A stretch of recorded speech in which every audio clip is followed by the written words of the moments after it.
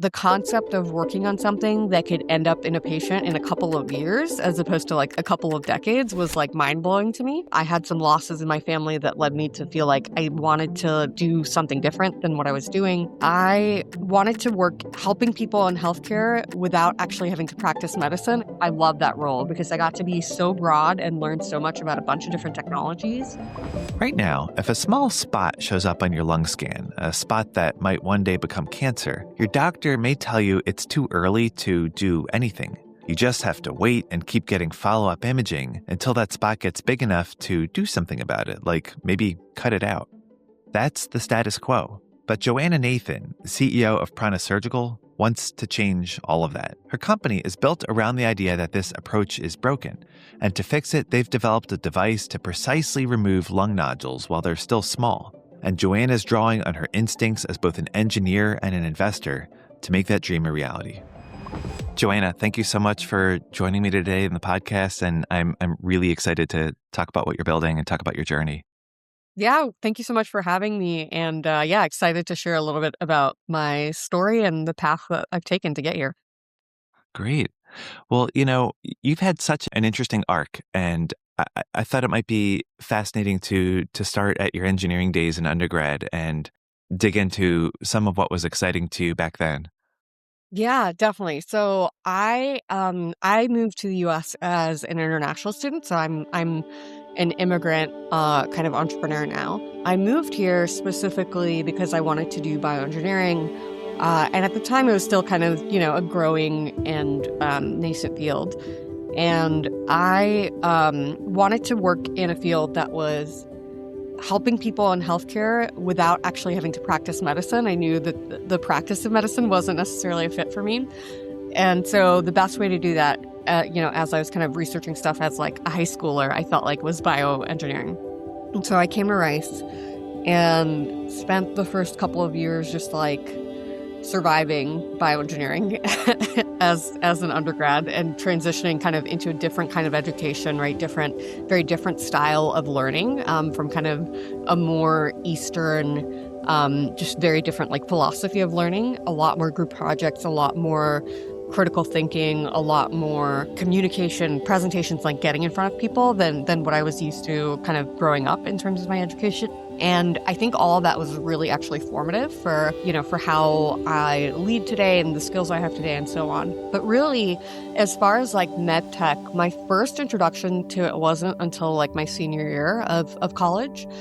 So Rice's program is like much more, I would say, kind of like tissue engineering focused. And a lot of folks ended up in biotech or like jobs at like National Instruments or so on, as opposed to like traditional medtech. And for our audience, when you say traditional medtech, you mean device specific? Medical devices specifically, yeah. So like I can't think of anyone in my class, for example, that ended up at like Medtronic or J&J or, the kind of big names that you think of when you think of medical devices. The program didn't have a ton of exposure to it until senior design. And so my senior design project, which is kind of this year-long capstone project that puts together all the stuff that you've learned, was sponsored by an electrophysiologist at the Texas Heart Institute. So just kind of across the street from Rice is the Texas Medical Center, the biggest medical city in the world.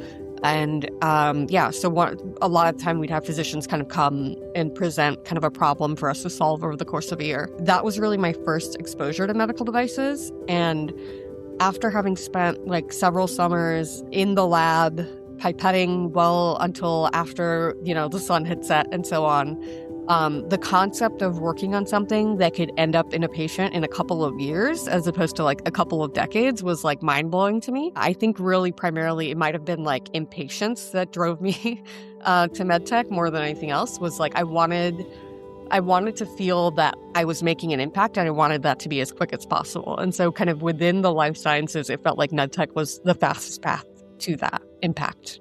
It's interesting because you've spoken publicly about exactly that, about how there's this real frustration with some of the early exposures you had to traditional research and sort of traditional bench work, and how you shared that something felt like it really clicked during this design project. So it sounds like that potential for very near-term impact was what was feeling like that click. Yeah, definitely. I think That was part of it, and then also having, that physician, Dr. Razavi, Mehdi Razavi, he was such a wonderful mentor. As a physician, he could have easily, said, "This is what I want. Here's a design constraints, like, build this for me." And I think he was much more willing to let us as a team drive and explore and figure stuff out on our own and then, kind of go back and forth with them.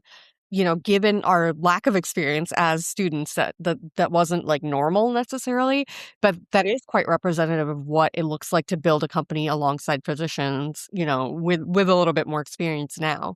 And so, yeah, I think that kind of iterative design process and working through stuff with him and getting the clinical feedback and coming back and like working on stuff, that was really appealing as well. If it's okay with you, maybe we fast forward to what you were doing just before Prana Surgical. So that means skipping over all the time you spent in translational research after engineering, skipping over the product development work that you did. I think that your work at Johnson & Johnson was kind of the most immediate next step before what you're doing. Is that fair to say? Yeah, definitely. Yeah, yeah. Could you tell me a little bit more about what your role was and what kind of thinking hat you were wearing in that role? Yeah, definitely. So I think my whole team and the whole like facility that we were in was kind of an interesting and unique experiment by J&J. And J&J, is an extremely large and established organization. So for them to kind of do these offshoot experiments is wonderful that they're still willing to like experiment in how they innovate. And so yeah, I was part of that experiment, part of that team, I guess. It was called the Center for Device Innovation, and J&J basically put every medtech entrepreneur, every like biomedical engineer's dream facility in what used to be like an old Nabisco cookie factory just across from the VA and the Med Center here in Houston. It was a partnership with the Texas Medical Center and so on. And the whole factory has actually been converted into kind of startup space and so on. But they were kind of one of the anchor tenants. And basically, they put in this facility that would hold a dual portfolio. So a significant part of it was internal portfolio, meaning J&J employees, J&J engineers working on projects that could feed directly kind of into the Ethicon or at the time, DePuy or Biosense Webster portfolios. So things that were, very kind of immediately relevant to what J&J was working on in their medical device businesses. And then the other part of the portfolio was external. So it was bringing in early stage medtech startups earlier typically than J&J would often get involved, either from a venture or business development perspective, and working through them with milestones, supporting them, maybe with a little bit of investment or supporting kind of specific projects and so on to get to the point where they might be invested in or acquired by J&J. And so that piece was really more what I was working on. And those startups were still relevant to like a specific J&J franchise or line of business, but might have been a little further outside and a little more into kind of the blue sky realm from what they were doing. So it might have been a new line of business or adjacent to things they were working on. And that's what I got to build out. So I got to take that from, I think when I started, there were a couple of startups that were living kind of alongside the J&J team and working kind of alongside them. And then by the time I left J&J, it was closer to a dozen. So got to be involved with, drove diligencing them, deciding who came in, working with the BD, R&D, and marketing arms within the specific, like, Ethicon or DePuy or whoever to make sure that there was that long-term potential of something happening and really kind of working with the entrepreneurs to make sure that they were driving to the right milestones to potentially make an event happen, right? Almost like a pre-seed like incubator within J&J for these startups. And I love that. I love that role because I got to be so broad and learn so much about a bunch of different technologies. And I got to develop, what VCs call like pattern recognition, like what works well, what doesn't, so on through that role and just kind of learn about portfolio management and discipline and so on. And yeah, absolutely loved being in that role. That sounds like such a formative moment in your career. I mean, with the benefit of me knowing what came next, but just hearing that in general, what was different for you about stepping into that role from what had come before? I think the key difference was what I mentioned about being broad and owning a portfolio. Your view is so different, you know? What I love about being in a specific startup is going deep and knowing everything about a space and just kind of diving into that space for a year or 5 years or, a decade often. But there were learnings that came from kind of being broader and having that kind of portfolio approach that I couldn't have experienced even if I'd done each of those startups kind of one by one, if that makes sense, So seeing everything from kind of that higher view, and then specifically seeing how folks inside the J&J businesses viewed the milestones that were being hit or the data that was being generated or, whatever those startups were working towards, I think were really helpful in my journey as an entrepreneur and going back to entrepreneurship and learning kind of how to think about, how I wanted to structure our path. Hmm. Thanks for walking me through that. This is around the time when the first threads of your current story start to kind of come into focus.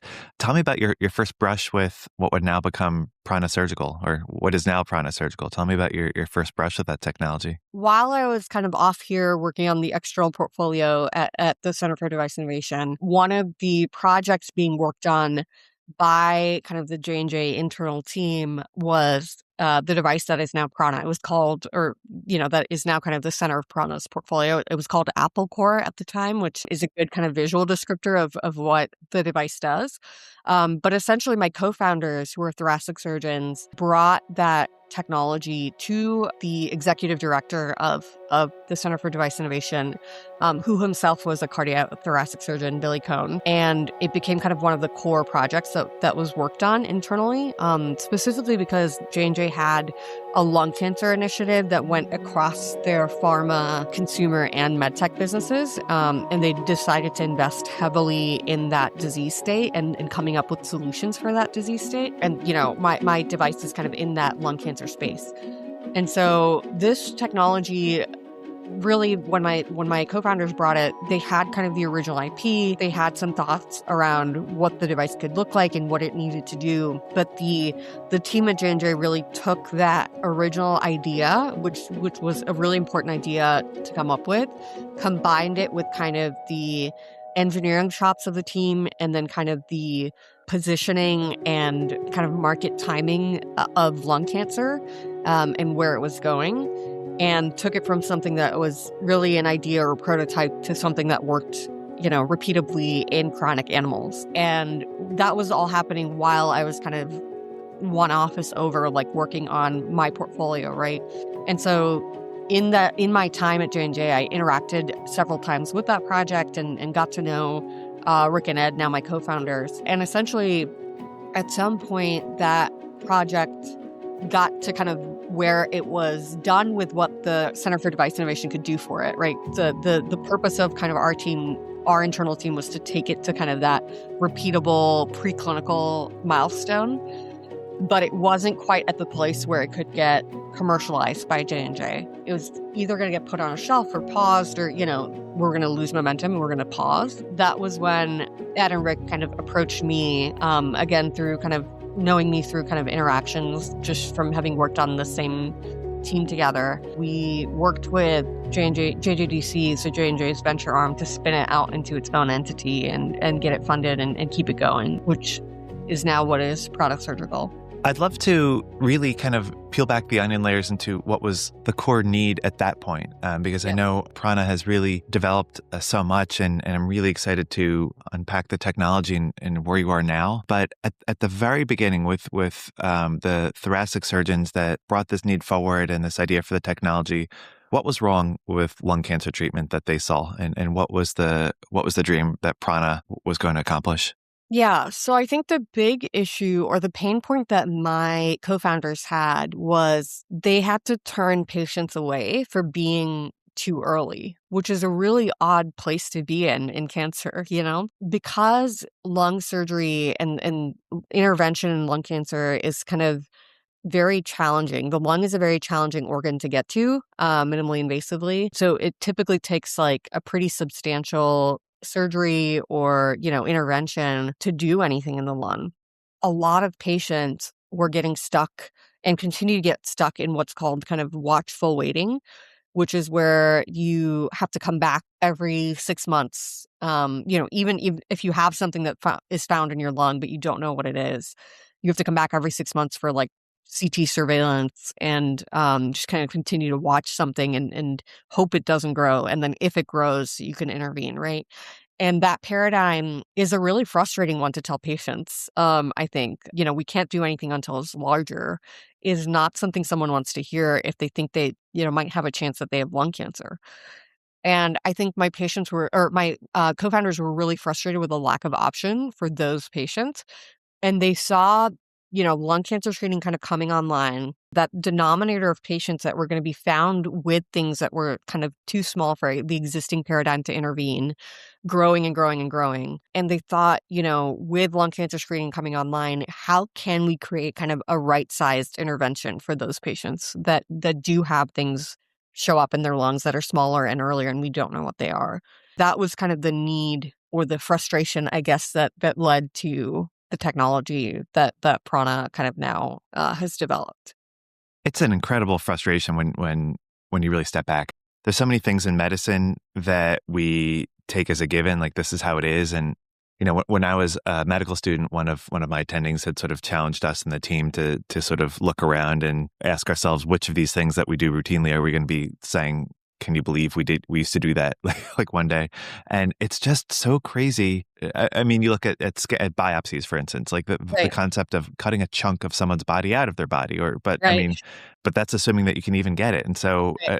what you're talking about, these patients who have what we might call lung nodules on Right. imaging, and when we see it and we just keep watching it, Right. that, I mean, just the amount of emotional stress of having to live like that, really, I mean, talk about an unmet need. Yeah, and just lung cancer is a tough disease in general. There's a lot of stigma around it, right? And it's kind of farther behind all the other major cancers, I think somewhat because of that stigma that's existed. But the fact that lung cancer screening is only now coming online, decades after mammography, decades after colonoscopy, decades after prostate cancer screening becoming kind of more mainstream, I think there's a timing thing too of like, yes, these patients exist, but there's going to be more and more and more and more of them. I think there was a sense of urgency too that came with that.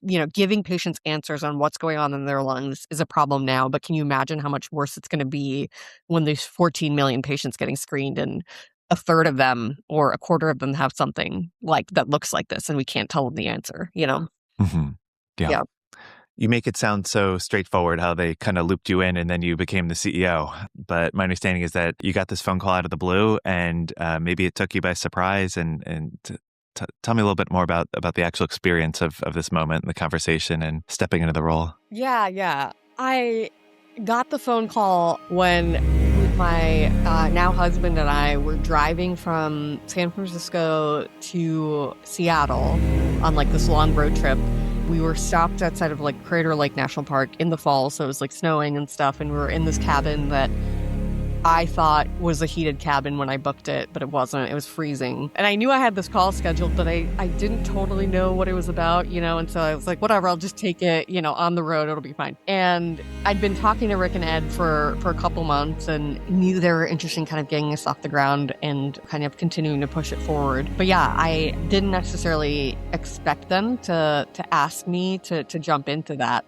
But I think, honestly, it took only until I got to Seattle, like having conversations with Matt, my husband, and then thinking about the space and thinking about where I was in life and just kind of what had happened for me in the past year coming out of the pandemic. I had some losses in my family that led me to feel like I wanted to like do something different than what I was doing. And so the timing just felt right to jump into something more entrepreneurial. So it wasn't hard to say yes to. It was just surprising to be asked in the first place, I guess. What a moment. What did those early days look like? I mean, this wasn't your first time working with your co-founders and sort of wasn't your first brush with this technology, but what happened next? Tell me when you spun out, what that looked like, what it means to spin out. Yeah, so spinning out meant we had to raise enough money to spin out, if that makes sense. So really the next thing that happened was starting to really understand the space so I could be the one to go tell the story to investors. And my co-founders were great. They'll jump on any call I ask them to and so on. but I knew I had to be credible to investors if I was going to kind of have the CEO role. And so really continuing to learn as much as I could about lung cancer. I think I had a weekly call set up with each of my co-founders to kind of be able to ask different questions as I learned more about the space and the paradigm of care and so on. And then we kind of all put our heads together and started thinking about who we wanted to go out and fundraise, who we wanted to target with our fundraise and what we wanted to raise and what milestone we wanted to get to. So it was kind of all of that really exciting early concept startup work, right? Where you're like trying to come up with the strategy and fundraising and the pitch deck and all of that. But a key difference was we had a working device that had been proven in chronic animals. So it wasn't like raising a pre-seed round where you're working off of like a napkin sketch. It was raising that first round, but it was a Series A. So it was a little odd and different in that sense. The spinout process was one of the most challenging things I think I've done in my career. It was trying to get a bunch of J&J stakeholders to align magically with our investors on all of these terms and timing everything to kind of happen at the same time. And then, making sure my co-founders got their equity for putting their IP in and J&J got their equity for putting their IP in. It was just from a legal and just relational kind of perspective, it was one of the most challenging things I've done professionally. And I'm glad it's over, is what I'll say. I'm glad we got it done. But it took from even after we had our commitments, it took probably 2 months of regularly working with all the lawyers. Because, Prana had a lawyer, J&J had their team of lawyers, our lead investors had their team of lawyers, and then my co-founders had their lawyers as well. And getting everybody to agree on all of the terms and who would pay for what and all of these different things. It was just an exercise in herding legal cats, basically. But we, amazingly got it done over the course of 8 weeks. And once kind of the investments were committed. But yeah, it was treated essentially kind of like a divestment from J&J. So think about J&J divesting to Pew. It wasn't quite, at that range, but the level of diligence and so on that's done before J&J will let go of an asset is pretty significant. So it was quite intensive, I think, to get everything out and into its own entity and with the right set of terms attached to it that wasn't going to be prohibitive either, Wow. That sounds stressful. I mean, for some of your first chapters with this company, that sounds like it was a intense beginning. It was an intense beginning, and then once you raise, once you have your funding in, it doesn't stop, right? You just keep the first 6 months of launching a company is super intense as well, because you're going from everything being on your shoulders to hiring a bunch of people, bringing them, up to speed, and then figuring out how you want to spread the work around. All of this was happening kind of between August and October of 2022. I would say it wasn't until February or March of the following year of 2023 where I was I feel like I can take a day off and not think about this over the weekend or not be working on random stuff that isn't really my job. So it took a while to kind of be able to kind of step back into how I really wanted to lead the company. About 6 months, I would say. Yeah. Wow. Well, I want to hit pause on this part of the story and spend a minute here talking about the technology itself. I have a clear picture of what this looks like, but for our audience listening and trying to sort of imagine how all this might come together, can you sort of walk through the basics of the design, the form factor, like what it's doing to actually address these nodules that are tough to deal with until they get lots bigger usually? Yeah, definitely. So the two biggest constraints with lung surgery are the ribs. Just anatomically, being able to do anything minimally invasive is limited kind of by the space between your ribs. And then secondly, most lung surgery is done with the lung collapsed as a result of kind of the positioning of the ribs and so on. Those were two kind of our design constraints, I would say. We wanted to be as lung sparing as possible in going after and excising these lung nodules. We built something that fits between the ribs, but also does that with the lung actually held up against the chest wall. So you're excising as little as possible. Again, with a deflated lung, you're going to end up, inevitably taking more tissue than you need to versus an inflated lung. And the underlying technology of our device is the same thing that's used in most electrosurgical instruments, so vessel sealers, bipolar forceps, and so on. But the key difference is instead of a linear, like cutting tool or sealing tool, we have a cylindrical kind of coring tool. And that might sound like a simple kind of transition, but taking something linear and turning it into a circular cutter is not that simple. And that's a unique kind of thing that we've been able to do. So go between the ribs, keep the lung inflated, and core out these nodules while being as tissue sparing as possible to the lung itself. I almost imagine the analogy of breast lesions and how sometimes before, even before a lumpectomy or more, that patient with a maybe 2 millimeter, 3 millimeter sized lesion will go down to interventional radiology and they'll place a marker in it. They'll place the wire in it so that it's easier to, we call it needle localization, easier to localize in the OR. And it sounds like you have a similar approach for getting that device to the right spot. Is that fair to say? Yeah, so definitely. So primarily focused on kind of the excision part of our device because I think that's the most novel part of it.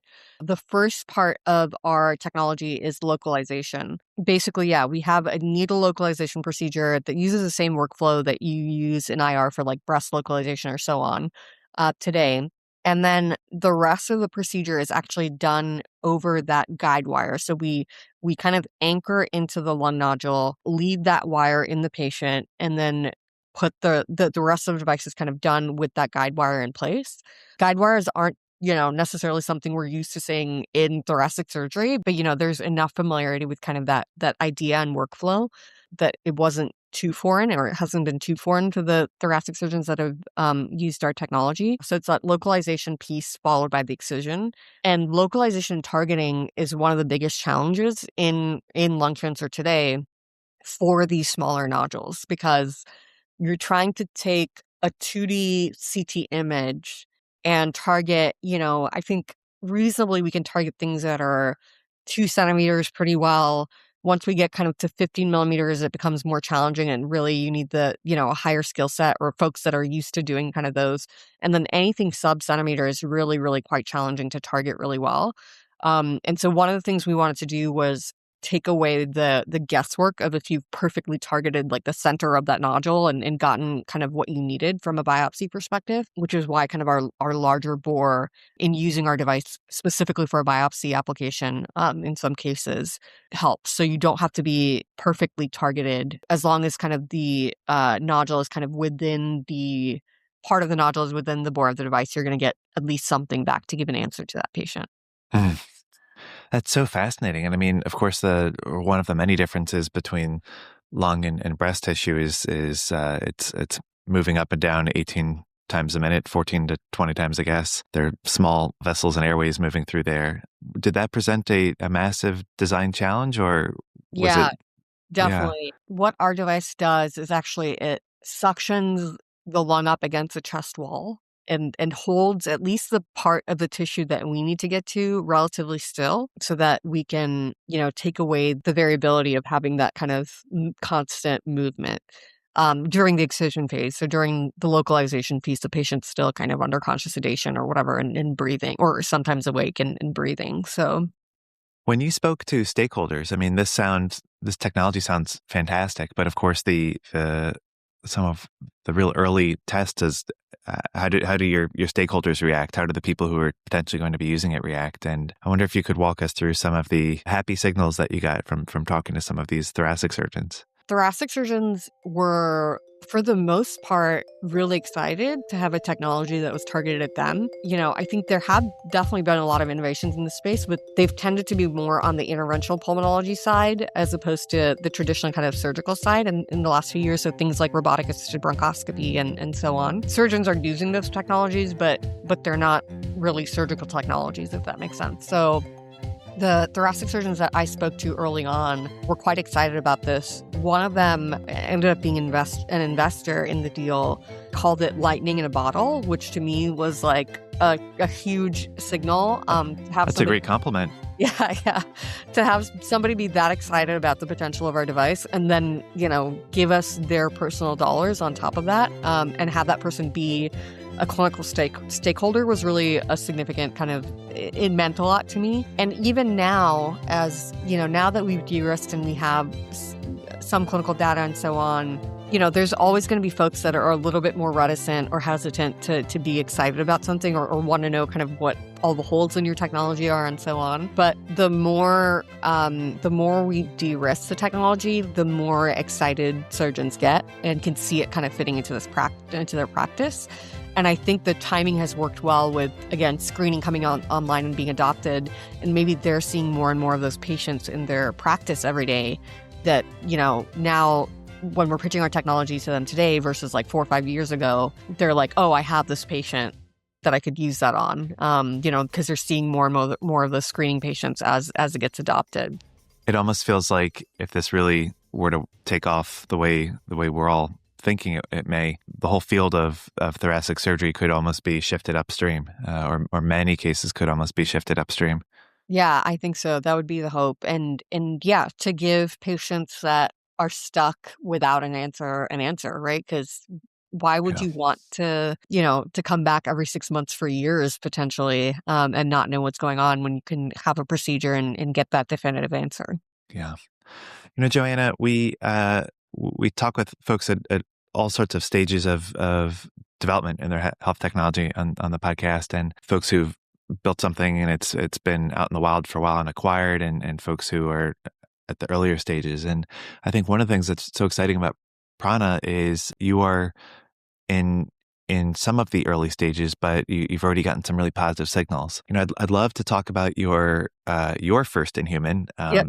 that happened earlier this year. But maybe just before we get to that, could you walk through what it took to go from you're allowed to spin out, you've signed all the paperwork, everyone's lawyers are shaking hands, and where do you go next to get to being able to start testing this in actual patients? The time from kind of everything was signed and assigned and so on to like our first patient was about 3 years. And I think the key to that was hiring an excellent team. You say the key to that because you're implying that was fast, just for our audience. Yeah, sure. Yeah. Yes. Yeah. I think the key to succeeding in general, to having a successful first in human was hiring a really excellent team. Lots of companies have different strategies around this at the early stages. Some of them stay super virtual and keep their overhead really light and so on. But for me, philosophically, I wanted to build out a team and have as much of the capabilities in-house that we could, and then bringing kind of experts as needed as consultants. And that worked for us really well. So the first couple of years of that was really focused on, okay, we've gotten something that we think can work in pigs. Now, how do we take that and make it as safe as possible for our very first patient? That took continued kind of design iteration. That was probably about 18 months. And then the last 6 months of that was okay, how do we take all of these learnings and turn this into a manufacturable device, right? Then it took us probably another full year to transition from, okay, we think we have a device, we think we know how to manufacture it. Now let's go manufacture it. Let's go test it. Do all the verification and validation work that we need to. Let's submit that to the ethics review committees in Australia where we did our study, and let's get into our first patient. Yeah, so that's kind of how the time was split up between kind of getting everything out of J&J and first patient. In all, it took about 3 years, and the key was really having a really excellent team running all of that. Wow. Take me behind the scenes of landing in Australia to do your study, your actual first in human study, and using this with patients. It was incredibly exciting. Our whole team went, including like our quality assurance person and stuff. Our whole team went, even though probably our whole team didn't see go. But I felt like it was such a strong moment for our team and for all the work that we put in to get this through in a short amount of time, right? And to get it to patients as quickly as possible. The team building opportunity of all being together for that first patient was irreplaceable. We went in and trained the physicians on the first day or the second day that we were there, met with their kind of clinical teams and so on. And that was really wonderful because we've luckily had an incredible partner in our PI in Australia, and his team has been excellent as well, and our CRO in Australia has been excellent. So to have all of these folks that we've been talking to for a year about potentially doing this kind of together in the same room together was really powerful. And then there was, the moment of the first case. And not all of us could be in the OR, right? Because there could be like 20 people in the OR for that from a like credentialing perspective and so on. I was, we were kind of rotating in and out, but I did get to be in the first case. But for parts of it, I was sitting outside in the waiting room, in the tea room, as they called it, just waiting for like feedback and texts from our team kind of inside the room and so on. So it was incredibly exciting. It was a wonderful team building experience. Thankfully, everything went well. Patient was safe, which is kind of the best, the best possible outcome you can hope for. The part of what I had to do too, kind of as CEO, was manage expectations around there were going to be learnings. It wasn't going to go perfectly. Like there were going to be things that we would want to tweak and change and shift, right? As any big transition goes. And so just kind of keeping the team have that at the forefront of their minds was to like look for where we can do better. That was kind of also kind of going through the back of our heads in parallel with like the anxiety of how things were actually going at, for that first patient. So it was a lot to kind of carry all at once, but it ended up being a really, really great experience, and really, really wonderful bonding experience for our team as well. Wow. What's the next milestone that's on your nearest horizon? So we're continuing to enroll patients. So we hope to get up to 15 in Australia. So we're doing the next set of patients in a couple of weeks. In parallel with our first in human, we actually submitted our regulatory packet to FDA to be able to start commercializing in the U.S. That's kind of ongoing. We're in conversations with FDA and so on. We submitted that the day before the government shutdown, and really pushed hard to get it in on September 30th. Luckily, we've been able to kind of continue that conversation, but we'll see where that goes. That's kind of, we're going back and forth with FDA right now on what that could, what they'd want to see to allow us to kind of come to the U.S. market. And when you mentioned you're going back and forth with the FDA, you've spoken publicly about your strategy behind your communications with the FDA and how you've really doubled down on reaching out to them early and speaking with them. And I'm not sure that folks on the outside would recognize that that's even something that's done. How do you think about that? Yeah, I think that's something I learned from previous companies and kind of previous experiences with startups. At the end of the day, if you think about the people that go to work as FDA reviewers, right? They're often PhDs, sometimes MDs, but they're there to serve the American people. Like that's it really is in a way a service role, and they're there to keep the American people safe.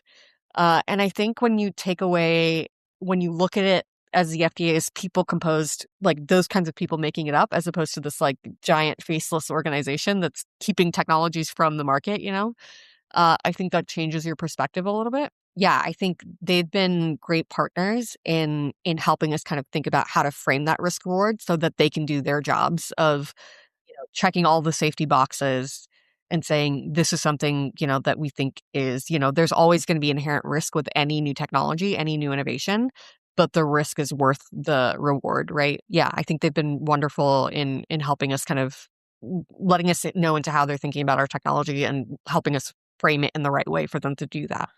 It almost feels like storytelling is really coming into focus on both sides of the conversation with you and the FDA.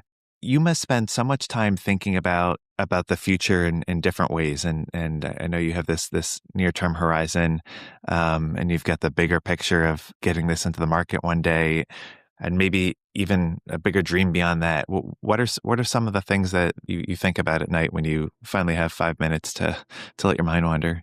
I think about our patients that we've been able to help, and how I hope to multiply that by a million or, a few million.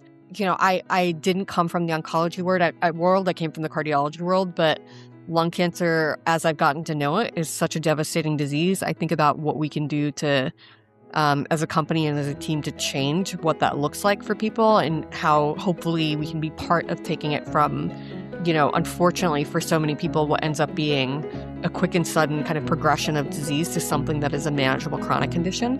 And then I'm just excited about medtech in general. Say what you want about like Neuralink and so on, and Aura, and all of these things. I think of those as like medtech adjacent because they're not kind of in quite in our community necessarily. But I think what they do is they brought kind of medtech into a new spotlight, which is really exciting, and they've made people dream about the potential of what medical technology can do. And I love that our field is kind of getting some of that spotlight in terms of how we can really completely change, chronic diseases, how we can really change how we think about healthcare and treatment in general. I love that we're kind of in the front of like even the general kind of population's mind now, thinking about like medical devices and so on. Yeah, I think it's a really exciting time for medtech and to be in this space. Joanna, you've spoken a lot publicly about what it means to really surround yourself with community in medtech and how that has been helpful in crisis and in late night conversations when something didn't work and you call your trusted advisors and mentors. I'm wondering if you can share a little bit more about what that has meant to you in your journey and how you think about that in this line of work. Yeah, definitely. I have an excellent community here in Houston of medtech CEOs that I regularly, connect with, break bread with, and so on. I have mentors that are healthcare practitioners, investors, and so on. And I've been really lucky to have been building alongside these folks for 17 years now, and it's been such a wonderful experience. I think when we talk about the medtech community today, it's January 2026. I think it's hard not to think about what's going on in Minnesota, where, so much of our community is based, and think about that city being kind of on the forefront of some really difficult things that are happening in our country. And as an immigrant entrepreneur, I think especially seeing kind of some of the stuff coming out of Minneapolis, I am really proud to see, even on LinkedIn or on Mass Device or those kinds of things, seeing editorials come out kind of supporting this vision of medtech being an inclusive and safe space for immigrants, owning kind of how diverse we are as an industry. And I really hope that kind of continues. I don't know what it's going to look like moving forward. But as an immigrant entrepreneur, it's been really wonderful to see leaders in medtech kind of come out and say, these folks that we're talking about are part of our community. Yeah, it's just been wonderful to see like people come together around that, even in medtech. So Matters now more than ever. Yep. Yeah, definitely. Joanna, where can people go to learn more about you, learn more about what you're doing at Prana? Our LinkedIn page is very active. Prana Surgical, we're always posting on there about what's going on with our team and what's going on with our milestones and so on that we're kind of trying to hit in news, as well as our website, pranasurgical.com, both easy places to learn what we're up to. Fantastic. I'm so grateful to you for spending the time talking today. What a journey already. Yeah, I really appreciate you having me and love chatting with you today as well.